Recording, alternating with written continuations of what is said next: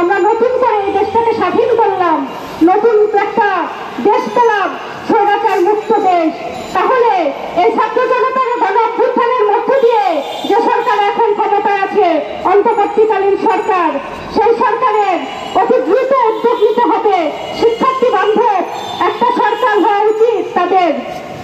এখানে আপনারা জানেন যে আসলে ঢাকায় যে সারা বাংলাদেশ থেকে যে প্রত্যন্ত গ্রাম থেকে ঢাকা শহরে যারা পড়তে আসে, ঢাকা শহরে তাদেরকে টিকে থাকতে হলে, মেস ভাড়া দিয়ে খেয়ে পড়ে থাকতে হলে একজন ছাত্রকে 2-3টা টিউশন করতে হয়।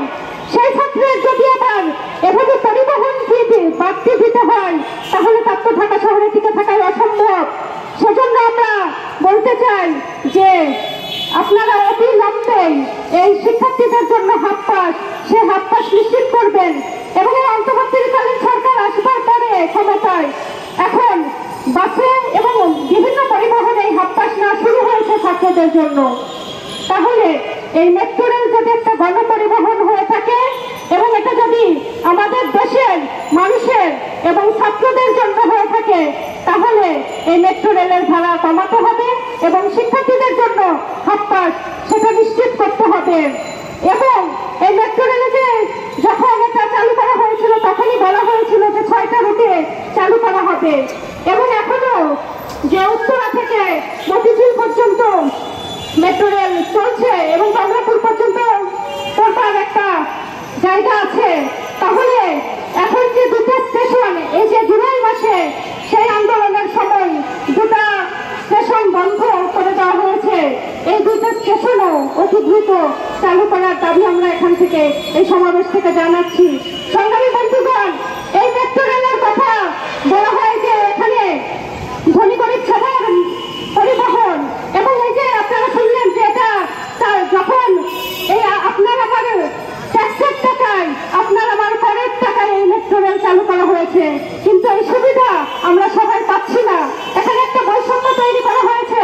এখানে শ্রমজীবী এবং সীমিত মানুষ এই মেট্রো রেলের সুবিধা থেকে বঞ্চিত হচ্ছে, তারা এখানে চড়তে পারছে না।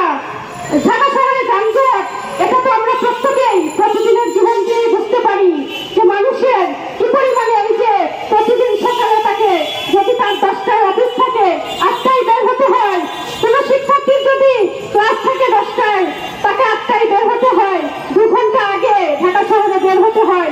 ঢাকার যে যানজট, সেটা নিশ্চয়ই এই যানজট থেকে বাঁচবার জন্য মেট্রো রেল একটা বিকল্প, সেটা হতে পারে। এটা খুবই ভালো কথা, কিন্তু এই ভালো কথার আড়ালে কার্যত আমরা দেখছি যে এটার সুবিধা আসলে সবাই পাচ্ছে না, সবাই এই সুবিধা ভোগ করতে পারছে না।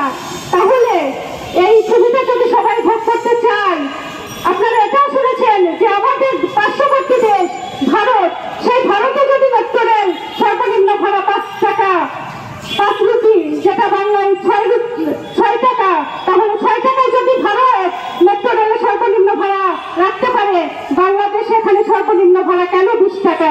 2 গুণ, 4, অন্যান্য দেশের 4 গুণ ভাড়া এখানে।